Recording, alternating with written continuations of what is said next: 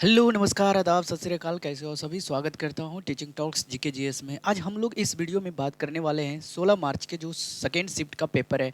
और इसमें जो है सबसे पहले हम बात करेंगे कि जो है सवाल कहां से आ रहा है। ठीक है, सिलेबस, रोड मैप और कंसेप्ट द्वारा हम समझेंगे। ठीक है, एमसीक्यू क्यों नहीं लाता हूं, क्योंकि आप लोग एमसीक्यू से एक सवाल करोगे बट यहाँ कंसेप्ट लाओगे।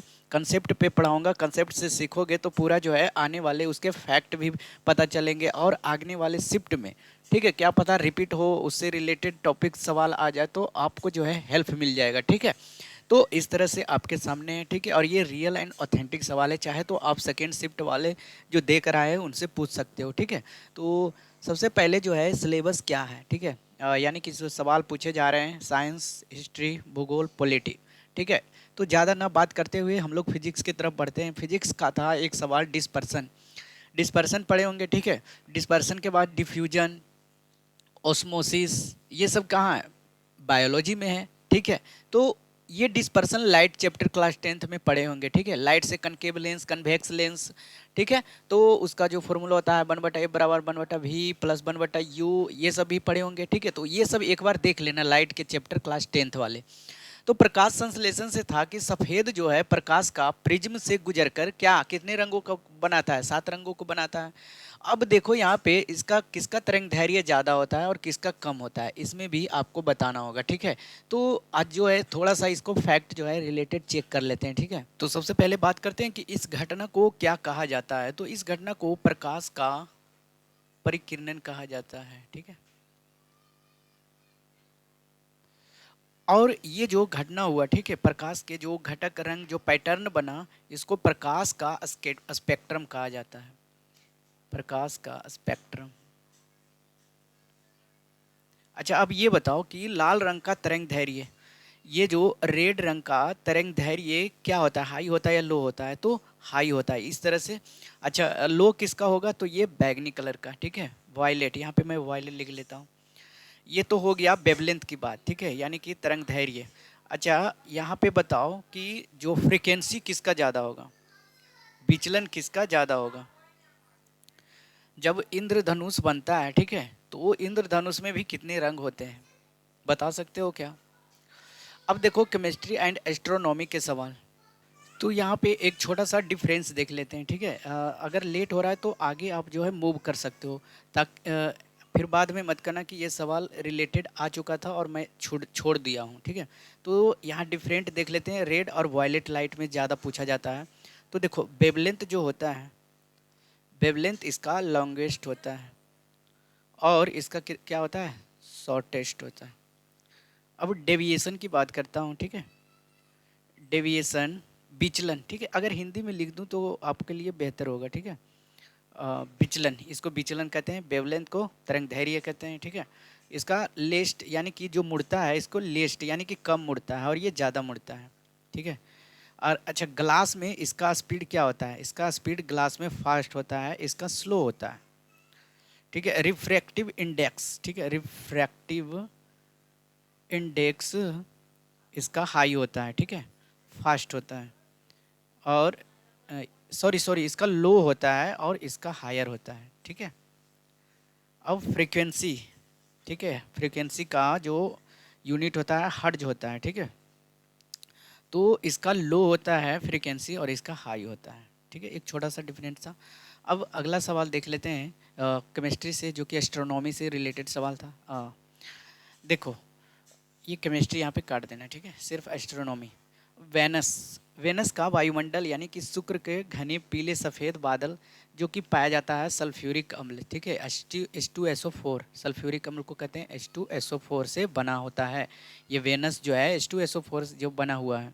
अब इसके फैक्ट जो है, यह सौरमंडल का सबसे गर्म ग्रह है और यह अम्लीय है। ये जो भोर का तारा, शाम का तारा कहा जाता है, पृथ्वी का जुड़वा बहन भी कहा जाता है।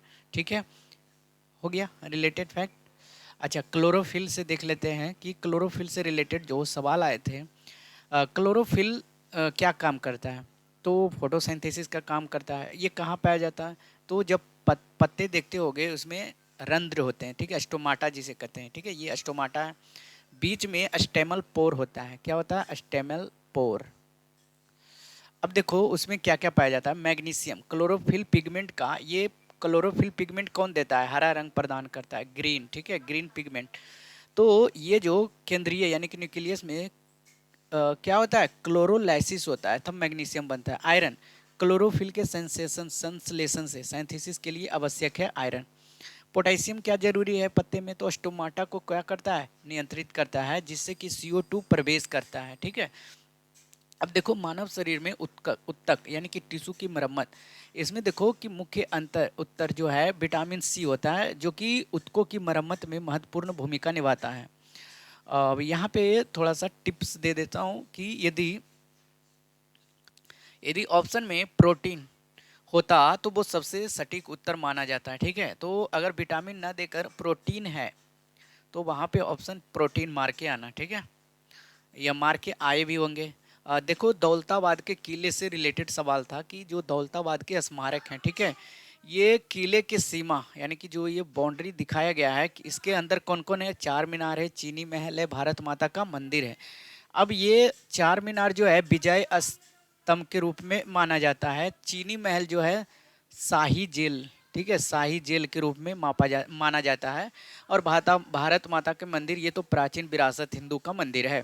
अब यह किले के हिस्सा का नहीं है, बीवी का मकबरा। ऑप्शन में क्या था कि दौलताबाद के किले के स्मारक कौन कौन है, तो ऑप्शन था चांद मीनार, चीनी महल, भारत माता, बीवी का मकबरा। तो बीवी का मकबरा जो ये हिस्सा नहीं है, यह औरंगाबाद में स्थित है।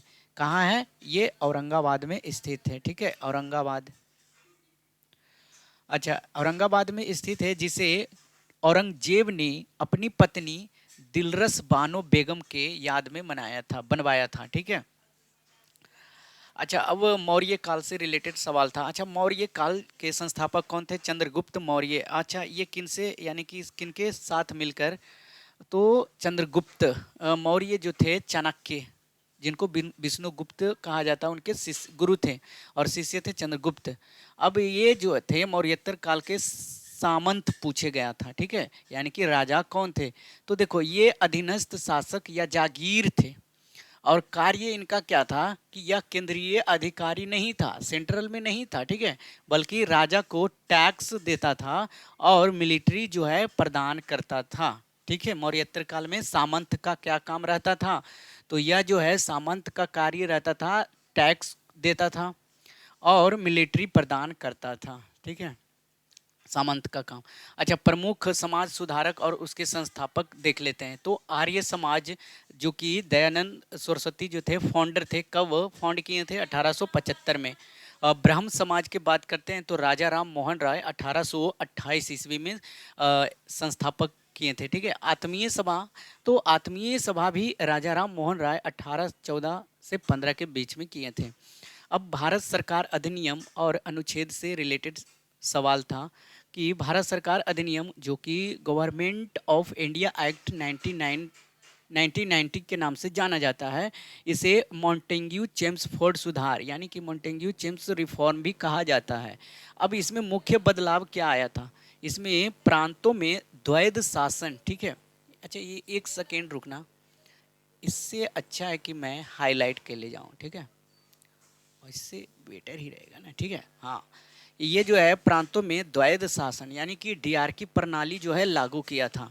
अब ये नोट्स याद रखो, ठीक है, कि 1935 के अधिनियम द्वारा इसे प्रांतों से हटाकर यानी कि सेंटर में लागू किया गया था। पहले स्टेट में था, फिर सेंटर में कर दिया गया था। अगला जो है आर्टिकल 6 और 7 से रिलेटेड सवाल था कि आर्टिकल 6 जो है पाकिस्तान से भारत में प्रवास करने वाले यानी कि पाकिस्तान से जो भारत में आ रहे हैं, ठीक है, लोगों की नागरिकता से संबंधित था, ठीक है, और ये 19 जुलाई 1948 को ही लागू किया गया था। देखो अनुच्छेद 7 जो है भारत से पाकिस्तान जाने वाले प्रवासियों से संबंधित है, ठीक है। चलिए, आठवीं अनुसूची की बात किया जाए। आठवीं अनुसूची ये 8 शेड्यूल फर्स्ट शिफ्ट में भी पूछा गया था, जिसमें कि मूल पहले 14 भाषा था। उसके बाद अभी जो है, अभी की बात करता हूँ तो इसमें जो है वर्तमान में 22 भाषाएं हैं। अब देखो 92वां संविधान संशोधन 2003 में किया गया था, जिसमें कि बोडो, डोगरी, मैथिली और संथाली को ऐड किया गया था, ठीक है। और इससे पहले जो हुआ था नेपाली, मणिपुर, कोंकणी जो है जोड़ा गया था। अब ये कैमा संशोधन में जोड़ा गया था, आप कमेंट में एक HW के रूप में बताओ। ठीक है, अगला रिलेटेड सवाल है डीपीएसपी से। ठीक है, डीपीएसपी से सवाल था, ये गांधीवादी सिद्धांत भी माना जाता है। आर्टिकल 40 डीपीएसपी 32 से कितना है, तो ये आर्टिकल 40 जो है ग्राम पंचायतों का गठन यानी कि विलेज पंचायत का गठन करता है।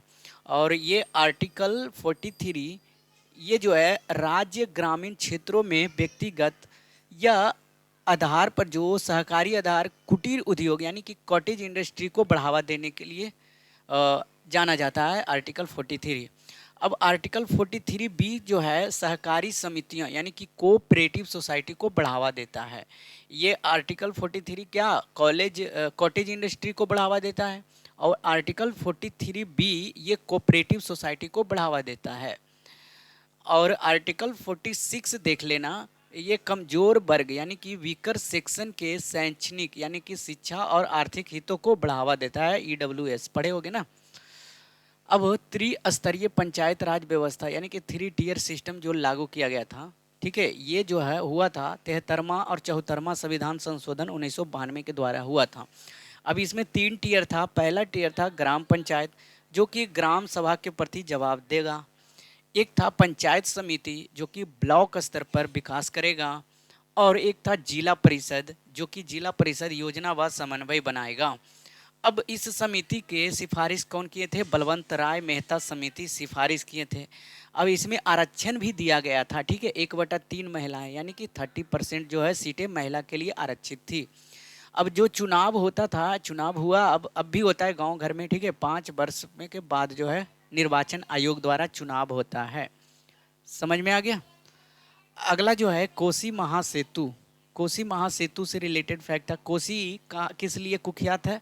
तो बिहार में बाढ़ लाने के लिए। इस नदी का जो राजमार्ग है, ठीक है, यानी कि मार्ग पता करते हैं, यह राजमार्ग बिहार में कोसी नदी को पार करता है। और क्या करता है कि गंडक भी यानी कि इसके साथ गंडक भी आता है, लेकिन कोसी जो है महासेतु से सटीक है, यानी कि महासेतु जो बना हुआ है।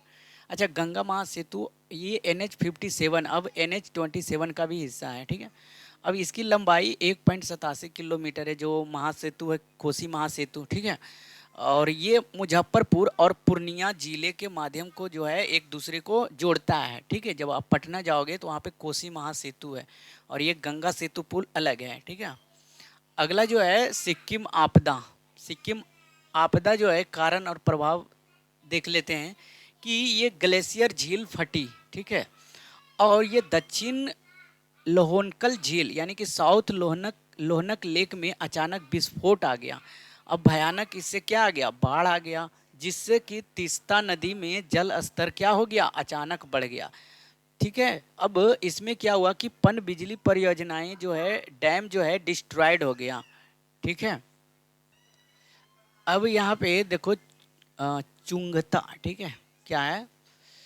चंगुथा तिस्ता जो कि 1200 मेगावाट बिजली उत्पन्न करता था, ये जो है नष्ट हो गया भाई। 1200 मेगावाट बांध पूरी तरह से बह गया। ठीक है, तीस्ता नदी में। समझ में आ गया भाई। अगला जो है जनगणना से 2011 सेंसस से रिलेटेड सवाल था, जिसमें लिटरेसी गैप पूछा गया था कि 2011 के अनुसार पुरुष जो है लिटरेसी 82.14% है और महिला 65.46%, बट कुल साक्षरता दर जो है एवरेज 74.4% है। ठीक है, 2001 की जनगणना में देखो ये महिला पुरुष में अंतर जो है 21.6% था। 2001 की बात कर रहा हूँ। 2011 में 16.67% जो है आ गया था। ठीक है, घट गया था, अब तो और घट गया होगा।